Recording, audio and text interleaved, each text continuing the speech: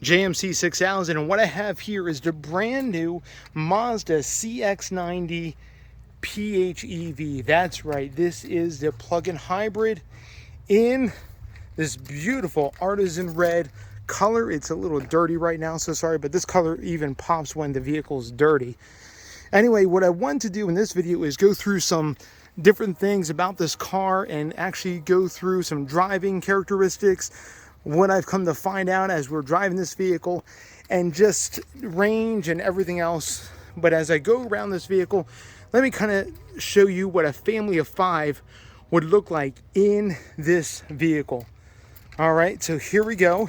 I have the seat position on 5'10" to where I would like it, and then my wife would sit there.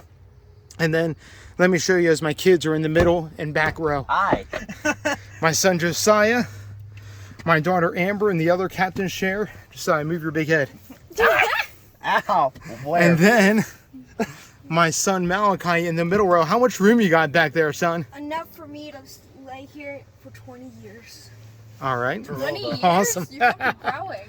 How about you two up in the middle row? Is it plenty of room? Yes. and I Comparable moved this to back other for 3-row storage. SUVs we've had? Yeah. If you remember the Subaru, Yeah. remember the older CX9 that we had in Alaska? Yeah. That was a 2013 model. I think this kind of reminds me of the older Mazda CX9 that we had in Alaska. Yeah, it kind of does. And then let me show people what the room looks like in the very back. Go. As I open this trunk up, power lift gates on this PHEV. This is the Premium Plus. Here goes my son Malachi. And then this is the room you have, this is the charging cord.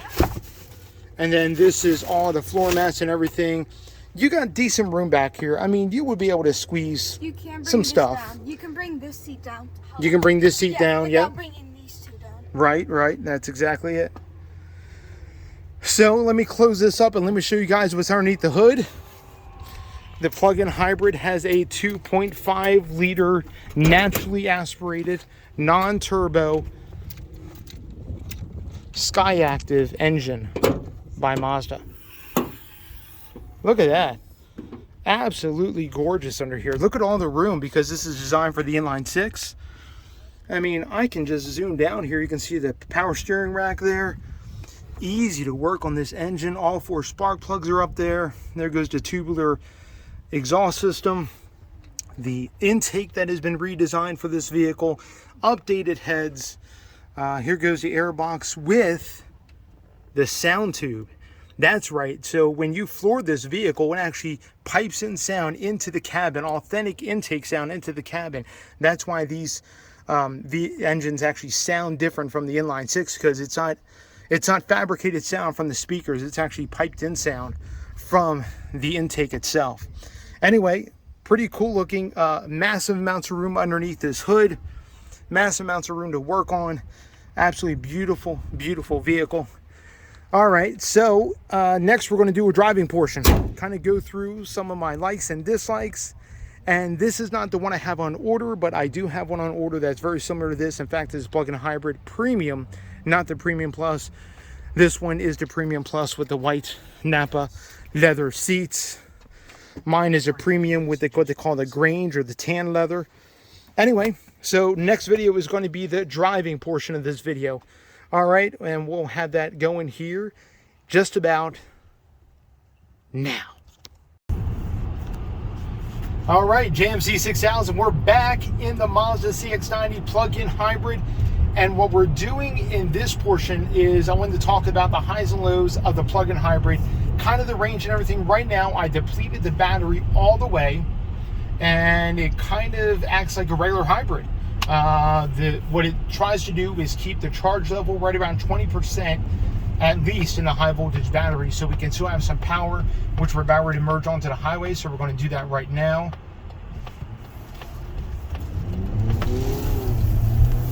Now my foot's all the way down.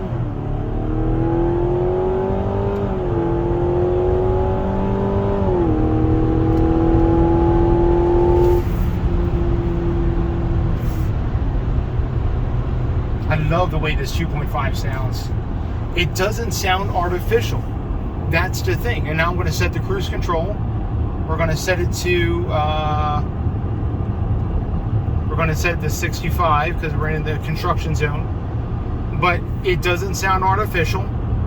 It actually has a nice, genuine sound to it because of the sound tube via the intake. So right now we're cruising along, and what I want to do is kind of give you guys an idea. I'm going to reset my fuel miles per gallon and just kind of roughly give you guys an idea of what we're going to come across for miles per gallon traveling in just pure engine on hybrid mode, doing about 65 miles an hour right now, actually 62, 63. And then once we climb up over this ridge, we're going to bump it up to about 70, 75, just to see where we're at for miles per gallon. And once we level off, I can see the miles per gallon greatly improving. And this is going to be a short jaunt. So while we're waiting for this to populate, let me talk about some of my likes and dislikes driving the CX90 plug-in hybrid. Again, this almost to a T of what I ordered for my wife that's on its way here. Right now, climbing up this hill, we're getting about 20 miles to the gallon, 19.6, 20 miles to the gallon. Wouldn't make sense. We're climbing up a hill. It's not going to get the greatest. We're going to wait till we level off, and then we should see that miles per gallon improve greatly. But let me just say this. Number one, plenty of power in the PHEV. Understand, battery's totally depleted, and yet I still could accelerate very briskly, very quickly on the highway, getting up to speed, which was pretty cool. Now I'm going to bump up my speed to 75 miles an hour. It is now at 75, and we're going to see what we're going to do for miles per gallon. It's about ready to level off here. Anyway, number one pro, very, very good as far as the way the thing accelerates, even with the battery depleted. Number two, this 2.5 sounds amazing, sounds great. And then also, what I also wanted to do is kind of, with this vehicle, what I also wanted to add plus to this vehicle is how well the adaptive cruise works. It works really well. I love the center gauge display. This is one of my favorite things. It tells me vehicles that are ahead of me. It tells me vehicles that are coming up on my blind spot, even forward of that. Absolutely amazing not head-up display. It does have a head-up display, but absolutely amazing gauge display. Kudos to Mazda for coming up with an all-digital gauge cluster. Absolutely amazing display. I think Mazda knocked it out of the park with that. You can't ask for anything better.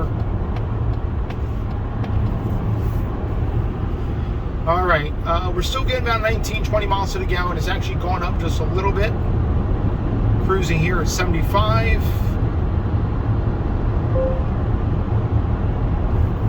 In fact, I'm going to reset it again because we're right at a level spot just to see where we land out for miles per gallon. Because that's the big thing. People are like, man, what is the miles per gallon like when the battery is depleted and you're just driving on all gas only? And I wanted to kind of give a good representation of that. I think we're going to get right about the average of 25 miles to the gallon is what it's going to be averaging about. Anyway, a couple other highlights about this vehicle. It drives very smoothly. It handles the bumps well. Right now, 22.6, almost 23 miles to the gallon, and it's starting to creep up even more so now. I got to back it down to 70. So anyway, the interior quality in this thing is amazing. Soft touch all over the place. Absolute beautiful, beautiful materials. Really, really nice materials in here. And yeah, as we're coming up close to my exit, we're almost done with the highway driving portion. 24 miles to the gallon is what it's averaging at right now. So I think truly what it says, when the battery is totally depleted and you're relying nothing but on the gasoline engine, it's going to get right around 24 to 25 on the highway. That's official. So, and then if you're doing around town stuff, it's probably going to get better. And now I'm going to slow down because this is my exit coming off the highway portion of this drive. again, very quick, I will try and report back with some more miles per gallon. Again, this is a demo. Thank you to Foothills Mazda for letting me this demo. Some low points of the Mazda CX90. Number one, the infotainment is kind of a low point. It's kind of frustrating having to use this dial, even when using Android Auto and all that. Having to use a dial is really kind of frustrating. And let me just say this, it takes a while to get used to. I'm used to just touching a screen, and I can't do that with this. Once you get used to it, it is kind of intuitive, but trying to work around and navigate around that can be frustrating.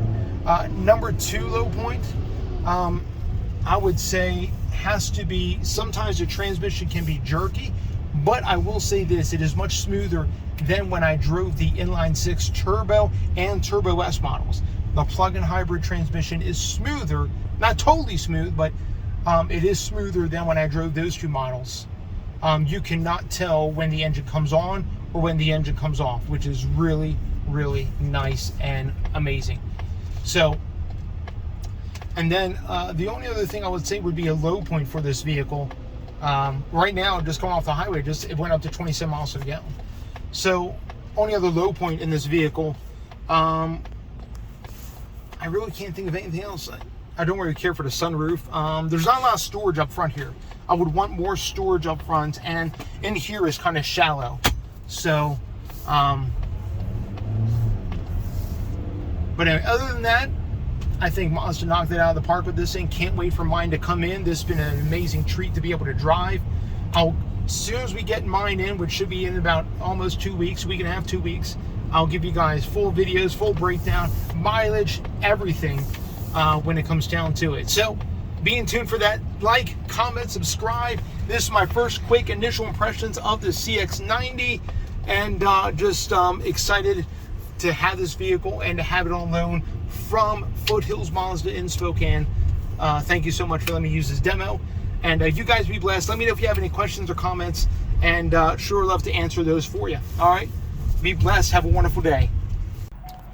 All right, I'm back in the Ford Maverick now, and what I wanted to do is kind of final concluding thoughts about the Mazda CX90 plug-in hybrid PHEV in the Premium Plus, the top level trim for the CX90 in the plug-in hybrid. A couple things to note on my way back to the dealership to drop off the car. Overall on the highway with some in-town driving, I got a mix with totally a depleted battery, right about 28 miles to the gallon. In fact, I think that it was 28, almost 29 miles to the gallon at some point, like 28.6. So roughly about 28, 29 miles to the gallon. That was a good bit of freeway, about, I would say about 15, 20 miles of freeway, and then with some in-town driving, and that's what the battery totally depleted. So I would say the fuel mileage, originally from what I said was 25, I would say nothing but freeway, 75 miles an hour, you're probably going to get 25, 26. If you back the speed down, you might get a little bit better. And then I would say the fuel mileage is on par with like a turbo or a turbo S trim when the battery's totally depleted. Now when there's life in the battery, the fuel mileage just goes up from there. I mean, you're talking about mid to high 30s, pushing, if you're just doing in town, you're probably doing nothing but 50 miles to the gallon. So anyway, pretty good rake. One of the things I noticed going around some certain turns in the Maverick, in the plug-in hybrid CX90 is it does handle the turns well, but you do feel every bit of the 5,300 pounds that car weighs. Yes, it's a heavy girl. 5,300 pounds. Got to account for the battery pack, the extra weight, the electric motor, and all that. But I mean, for the most part, unless you're really shuffling the thing, you really don't feel the weight that much. And then the tires were more than capable of handling it. It was running a set of Falcons ZNs or I don't know, CT60s. Anyway, so just some final thoughts. A little bit better gas mileage than initially anticipated, so that's a plus. Again, plenty of power even with the battery depleted. The 2.5 does pretty good.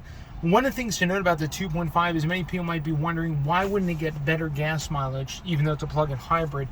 And here's the thing, the 2.5 in the CX90 is still a Mazda built and designed engine. Toyota had nothing to do with that engine, and it's kind of a high performance engine. It doesn't run on the Atkinson cycle. It has very high compression. The intake has been retuned for the CX90, and Mazda actually redid a little bit of part of the heads on this engine for the CX90, and the exhaust has been retuned for the CX90 as well. So the thing runs like 13-to-1 compression, kind of a high compression engine.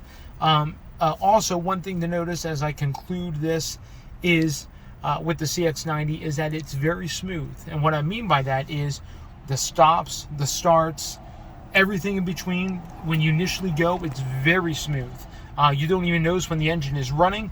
You don't even notice when it shuts off or when it starts up. One thing I noticed about the Turbo and the Turbo S, especially in the Turbo S, is I could feel it when I slow down when the engine shuts off. It has this little judder in the whole vehicle. You feel in the whole vehicle that the engine is shutting down. And then there's a little bit of a stumble in the Turbo S, especially when the engine fires up.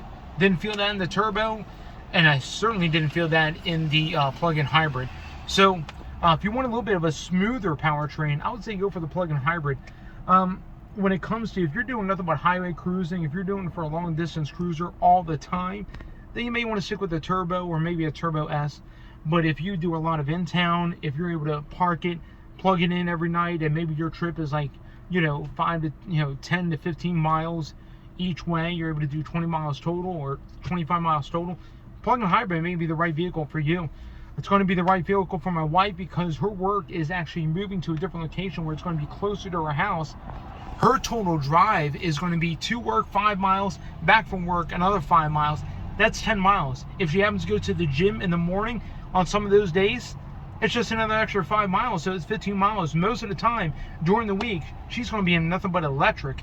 The only time we won't be on electric is if we happen to go use it to go to church or we go to a family outing in the vehicle.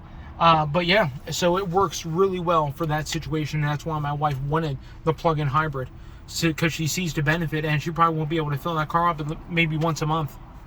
So anyway, pick out what's right for you. I think it's a good effort from Mazda.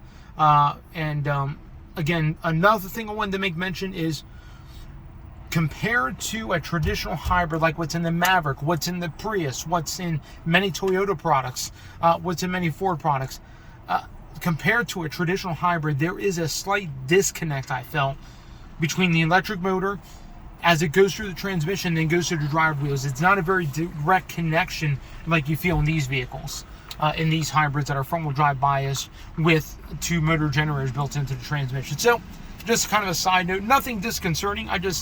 You can tell that the electric motor has to go through a lot of stuff before it actually gets to the wheels. Same thing with the engine. It has to go through a lot of stuff before it gets to the wheels. Also, that kind of takes away from efficiency as well. All right, if you have any questions, comments, again, please like, comment, subscribe, leave questions, leave comments. I'd love to hear about those. This has been JMC 6000. Stay tuned for more videos, and especially when that CX90 finally does come, we'll do a lot more expensive videos on that once we get our hands on it, and it's ours. All right, you guys be blessed. Have a wonderful day.